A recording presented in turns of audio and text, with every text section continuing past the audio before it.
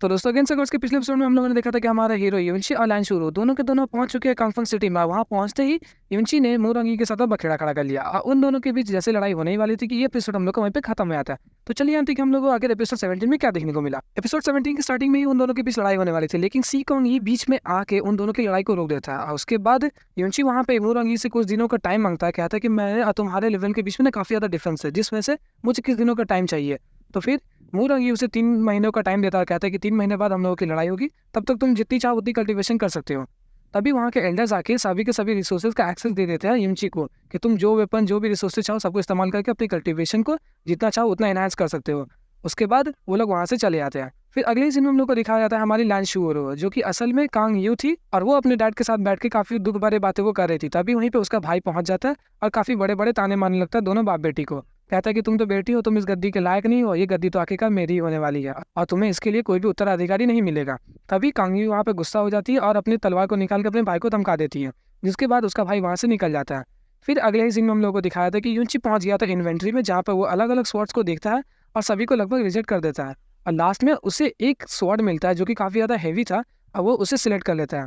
और सी कॉन्ग ये आगाह करता है कि ये ना काफ़ी हैवी स्वॉर्ड है, अगर तुम इसे इस्तेमाल करते हो तो तुम्हारी सभी के सभी मिस्टिक पावर्स एक ही स्लैश में खत्म हो जाएगी।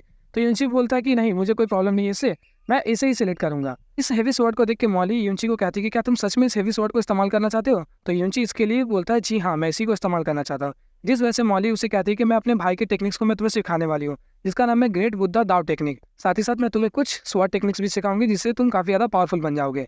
तो युवंशी इस बात को सुन के काफ़ी ज़्यादा खुश हो जाता है और ये एपिसोड हम लोग का वहीं पे खत्म हो जाता है। तो बढ़ते हैं अब अपने नेक्स्ट एपिसोड की तरफ।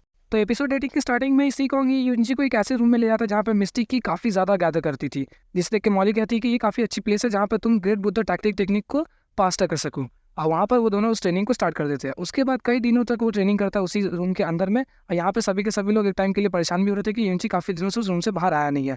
हाँ, उसी दौरान युवंशी उसकी फर्स्ट लेवल को पूरे तरीके से पार कर चुका था और वहीं पर मॉली उसे कहती है कि एक डैगर को निकाल के तुम अपने हाथ के ऊपर में वार करो। और जब वो वार करता है तो वो देखता है कि उसकी बॉडी इतनी ज़्यादा पावरफुल बन चुकी थी कि उस डैगर का वार उसके हाथ पे बिल्कुल लगा ही नहीं, उसे एक खरोंच तक नहीं आई। उसके बाद जब वो बाहर जाता है तो वो मिलता है यानबा से और यानबा उसे देख के काफ़ी ज़्यादा खुश हो जाता है। वो दोनों काफ़ी बातचीत करते हैं। उसके बाद उसे पता चलता है कि यानबा के ऊपर में एक चोट लगा हुआ है, तो वो उस चोट के बारे में पूछता है। तो वो उसे बताता है कि कई लोग उसे इन दिनों तक बुली कर रहे थे, जिस वजह से युवंशी काफ़ी ज़्यादा गुस्सा हो जाता है, सीधा चल पड़ता है उन लोगों को बैंड बजाने के लिए। और वहाँ पहुँचते ही उन सबकी काफ़ी जम के पिटाई करता है। तो पता चलता है कि उनमें का जो मेन लीडर था वो ब्लैक मून चेंबर का बेटा या फिर कोई रिश्तेदार था, जिसके बाद उसके पास से उसे ब्लैक मून चेंबर का एक्सेस टोकन मिल जाता है, जिसके बाद वो वहाँ से सीधा पहुँच जाता है ब्लैक मून चेंबर में और वहाँ जाते ही इविल ब्लड क्रिस्टल को वो खरीद लेता है। उसके बाद वो जैसे ही वहाँ से निकल जाता है वहाँ पर एक लड़की उसे मिलती है, वही संतरे दबाने वाली जो कि मैंने इस वीडियो में बताया था, वही लड़की मिलती है और वो एकदम कॉन्फिडेंट था कि वो लड़की उसके पास आएगी ज़रूर, क्योंकि उसे पता था कि उसके अंदर में जो पॉइजन है उसको ठीक करने के लिए इविल ब्लड क्रिस्टल की उसको ज़रूरत है। और बिल्कुल ऐसा होता भी है। वो लड़की पीछे से आके उसे टोकती है, कहती है कि मैं तुम्हें डबल प्राइस दूंगी अगर तुम मुझे वो क्रिस्टल दे देते हो। तो वहाँ पे युवंशी मना कर देता है, कहता है कि मैं इसे नहीं देने वाला, तुम कितनी भी प्राइस दे दो और साथ ही साथ तुम्हारे अंदर जो पॉइजन है उसे ये ठीक भी नहीं कर सकता। तो वो लड़की एक टाइम के लिए चौंक जाती है कि आखिर इसे कैसे पता चला कि मेरे अंदर में वो पॉइजन है और इसे वो क्योर नहीं कर सकता। और ऐसा कहते ही वो वहाँ से युवंशी निकल जाता है। उसके बाद जैसे ही वो अपने रूम में पहुंचता है तो वहाँ जाके देखता है कि वो लड़की पहले से उसके रूम में बैठी हुई थी और उससे पूछती है कि आखिर इसका इलाज क्या है। उसके बाद युवंशी उसके पॉइजन के बारे में उसे बताने लगता है और अपने फिनिक्स फायर को दिखाता है कि मैं इसके जरिए तुम्हारी इस पॉइजन को हील करूंगा।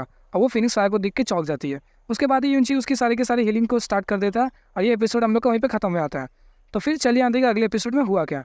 एपिसोड की स्टार्टिंग ही होती है वहीं से जहाँ पर ये एपिसोड एंड हुआ था। युवंशी उस लड़की की पॉइजन्स को हील कर रहा था, तभी हील करते करते उसका हाथ बढ़ के सीधा चला जाता है चेहरे पे, लेकिन मांगस में तो उसका हाथ तो कहीं और चला गया था उसके बूब्स पे और उसके चेहरे पे चला जाता। तो वो लड़की तो स्वाभिमानी थी, काफ़ी ज़्यादा गुस्सा हो जाती है और उसे उठा के सीधा फेंक देती है उसके रूम के बाहर। और उसके बाद वो थोड़ी देर बाद जब मैं होश में आता है तो वो लड़की फिर से चौंक जाती है कि इतने पावरफुल हमले के बाद ये मरा नहीं। एक तो ताज्जुब की बात है ही, साथ ही साथ इतनी जल्दी होश में भी आ गया। इसका सिर्फ एक ही कारण था कि उसने ग्रेट बुद्धा दाव टैक्टिक टेक्निक को मास्टर किया था, जिस वजह से उस पावर को वो झेल सका। और उसके बाद वो लड़की वहाँ से चली जाती है, कहती है कि मैं कुछ दिनों बाद आके तुम्हारी रक्षा करूंगी 2 महीनों के लिए। और वो लड़की वहाँ से चली जाती है। उसके बाद मॉली बाहर आके उसके ऊपर चिल्लाने लगती है, कहती है कि तुम इतने दिनों से टाइम पास करो, अपने कल्टीवेशन को एनहांस नहीं कर रहे, तुम दोनों की लड़ाई अभी कुछ दिनों बाद ही होने वाली है। उसके बाद युवंशी सीधा पहुंच जाता है अपनी कल्टीवेशन को एनहांस करने के लिए। काफी दिनों तक कल्टीवेट करने के बाद आखिरकार वो दिन आ ही गया था। अब मुरंगी और युवंशी के बीच में फाइट होने वाली थी। सभी लोग अरीना पैलेस में गैदर हो चुके थे, उन दोनों की लड़ाई का वेट कर रहे थे। अच्छा, उन दोनों के बीच लड़ाई होती है तो काफी अच्छी फाइट के बाद मुरंगी को युवंशी बुरी तरीके से हरा देता है। हाँ, ये देख के सभी लोग चौंक गए कि इतने ज़्यादा लेवल का डिफरेंस होने के बावजूद इसने उतने पावरफुल लड़के को हरा दिया। और इस लड़ाई के दौरान उससे थोड़ी-सी चोट लग गई थी, जिस वजह से वो अपने कमरे में जाके मलहम पट्टी करवा रहा था लैंशुरो से। और वहाँ पर उन दोनों के बीच थोड़ी-सी बातचीत होने के बाद युनची फ्लर्टिंग करना स्टार्ट कर देता है कांग यू से, और उसके बाद वो पीछे से आके उसकी कमर को पकड़ के जस्ट किस करने ही वाला था कि वहीं पर एल्डर किंग आया था, और वो देख के बिल्कुल चौंक जाते हैं इस चीज़ को। उसके बाद लैंशुरो शर्मा के वहाँ से भाग जाती है। फिर एल्डर किंग युनची को कांग यू की असलियत के बारे में बताते हैं। वो कहते हैं कि वो यहाँ की प्रिंसेस है, और साथ ही साथ उसके फैमिली के अंदर में इतने प्रॉब्लम्स चल रहे हैं, तुम्हें अगर पता होती ना तो तुम कभी कांग यू के पास भी आने की ट्राई नहीं करते। और ये सुन के युनची बिल्कुल शॉक हो जाता है। और ये एपिसोड फिर हम लोग का वहीं पे खत्म हो जाता है। तो चलिए बढ़ते हैं अब अपने नेक्स्ट एपिसोड की तरफ। तो एपिसोड 20 की स्टार्टिंग में अदर भी एल्डर किंग युनची को भाषण दे ही रहते हैं। वो कह रहे थे कि जो थर्ड प्रिंस है यानी कि प्रिंसेस कांग यू की भाई, वो चाहते हैं कि वो फंग जूचन के साथ में प्रिंसेस की शादी करा दे, जिस वजह से जो उनकी पावर्स है वो कोलैब हो जाए एक साथ। वहाँ से ये सब बातों को सुन के युनची तो और ज़्यादा सदमे में जा चुका था, और वहाँ से एल्डर किंग ये सब कह को जैसे ही निकल जाते हैं तो युनची छत पे बैठ के अफसोस जता रहा था कि मैंने कितनी बड़ी गलती कर दी। और साथ ही साथ वो कोई हल ढूंढ रहा था कि जिसके जरिए मैं लैंशुरु को बचा सकूँ इन सभी बखेड़ों से। तभी वहीं पे लैंशुरु आ जाती है अपने प्रिंसेस कांग यू की वेशभूषा में। तो फिर युनची उसे देख के बातों बातों में थोड़े रुआब में बोलता है कि प्रिंसेस कांग यू। उसके बाद वहाँ पे प्रिंसेस कांग यू समझ जाती है कि उसकी असलियत उसके सामने अब आ चुकी है। इस वजह से वो काफ़ी ज़्यादा सॉरी सॉरी बोलती है, लेकिन युनची वहाँ से गुस्सा होने का नाटक करके भाग जाता है। और फिर प्रिंसेस कांग यू बैठ के वहाँ पर रोने लगती है। थोड़ी देर बाद युनची वापस आता है और उसे गले लगा लेता है और सहानुभूति देने लगता है। फिर उसके अगले सीन में हम लोग को दिखाया जाता है कि युनची और प्रिंसेस कांग यू दोनों के दोनों पहुंच चुके थे उसके डैड के पास में। वहाँ पहुंचते ही युनची जैसे उसके डैड को चेक करता है तो उसे पता चलता है कि उसकी बॉडी के अंदर में एक पैरासाइट है जो कि उसकी बॉडी को धीरे धीरे पॉइजनस बना रहा है, जिसके बाद कुछ दिनों बाद उसकी मौत हो जाएगी। और ये सब सुन के कांग यू और भी ज़्यादा बेहोशी की हालत में आ जाती है। फिर युनची से वो बोलती है कि तुम इस पैरासाइट को निकाल क्यों नहीं देते। तो युनची कहता है कि अगर हम इस पैरासाइट को निकाल देते तो वो अपनी होस्ट की बॉडी को पूरी तरीके से बर्बाद कर देगा, जिस वजह से उनकी मौत बिल्कुल जल्दी से हो जाएगी। तो मिलते हैं आपसे नेक्स्ट वीडियो में, तब तक के लिए गुड बाय।